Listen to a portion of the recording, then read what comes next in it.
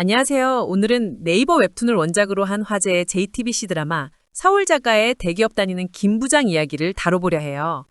이 작품은 단순히 한 직장인의 이야기가 아니라 서울자가, 대기업 부장이라는 타이틀 아래 숨겨진 우리 시대 가장들의 불안, 그리고 가족의 의미를 되묻는 하이퍼 리얼리즘의 정수라 할 수 있죠. 원작 웹툰의 디테일한 줄거리와 등장인물 분석을 중심으로 류식룡 배우가 열연하는 드라마는 과연 어떤 차별점을 가졌는지 꼼꼼하게 비교 분석해 보겠습니다.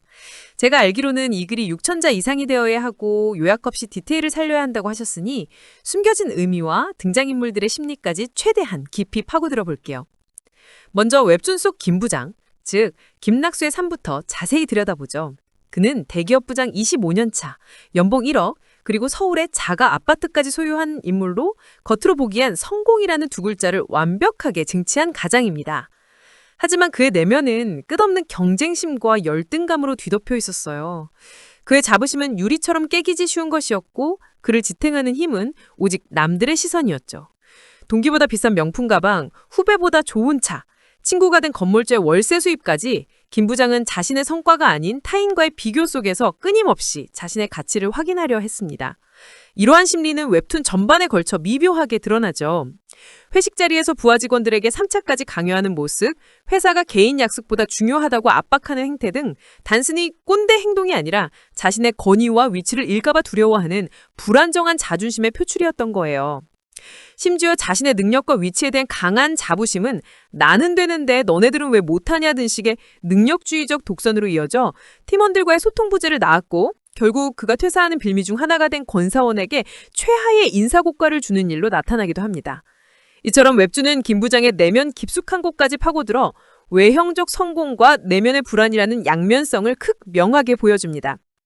특히 자칭 부동산 고수라로 믿었던 그가 스타벅스 건물주를 꿈꾸면 신도시에 투자한 상가가 오히려 대출이자라는 족쇄가 되어 그의 목을 조여오는 과정은 이 시대의 모든 가장들이 겪는 빚을 통한 성공 추구의 씁쓸한 단면을 리얼하게 보여주는 디테일이죠.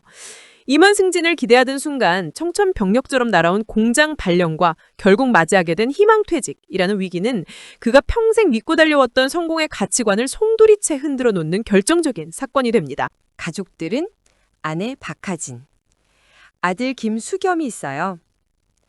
일부에서 가족 모두에게서 큰 충격이 밀려왔죠. 아내 박하진은 남편이 생각하는 대기업 부장 사모님이라는 틀을 벗어나 공인중개사 자격증을 따고 부동산 관련 일을 시작하려 합니다.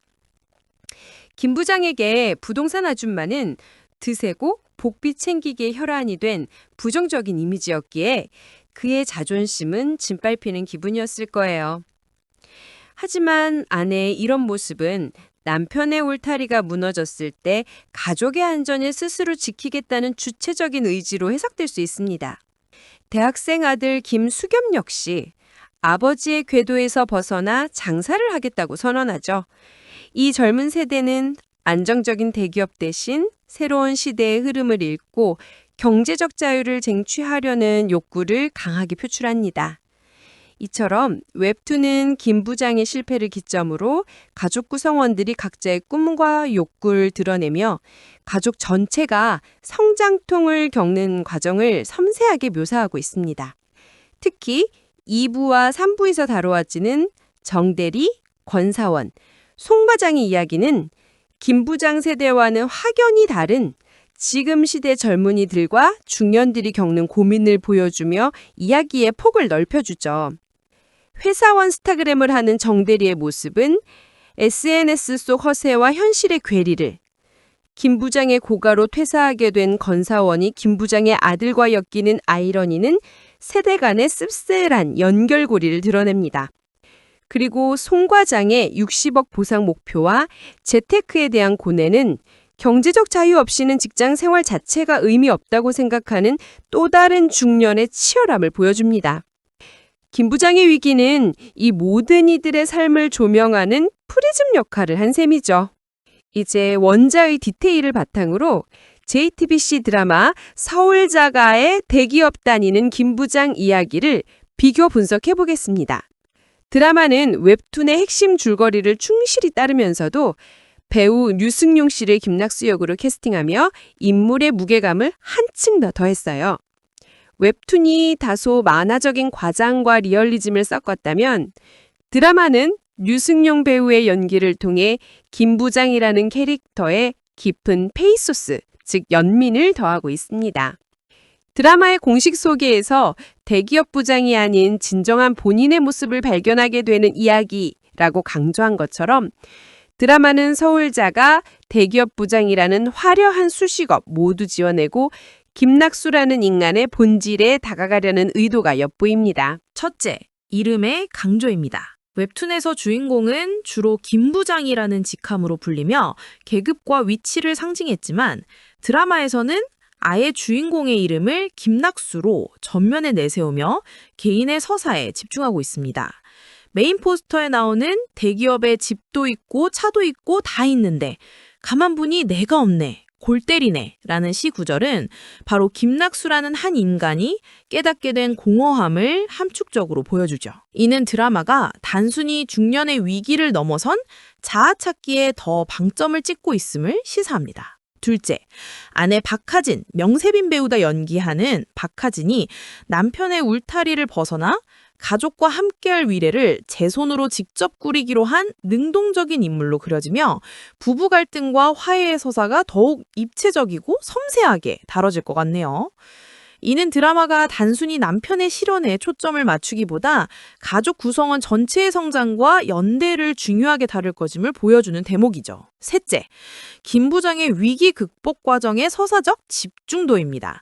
웹툰은 2부 정대리, 3부 송과장 편으로 넘어가며 세대를 아우르는 현실을 보여주었지만 드라마는 이 모든 것을 김낙수의 회산의 심리전과 가족과의 갈등 속에 압축적으로 녹여낼 가능성이 커요. 즉, 여러 인물을 통한 사회고발적 리얼리즘보다는 김낙수 개인의 고군분투를 통해 시청자들의 공감과 몰입을 극대화하려는 전략이죠. 특히 좌천성발령과 희망퇴직이라는 절망적인 상황에서 그가 극단적 선택 대신 재기를 선택하게 되는 과정은 이 시대를 살아가는 모든 가장들에게 위로와 응원의 메시지를 전달하려는 드라마의 핵심이 될 것 같습니다. 결론적으로 웹툰은 현실의 디테일과 세대별 고민을 통해 공감의 폭을 넓혔다면 드라마는 류승룡 배우의 연기력과 밀도 있는 서사를 통해 공감의 깊이를 더하고 있습니다.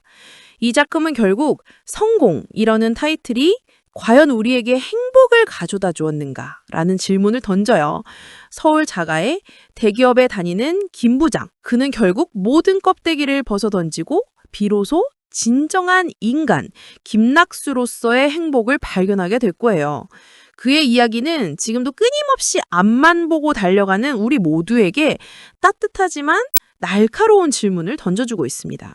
시청자 여러분들도 김 부장의 여정을 통해 자신의 삶을 되돌아보는 소중한 시간을 가지시길 바랍니다.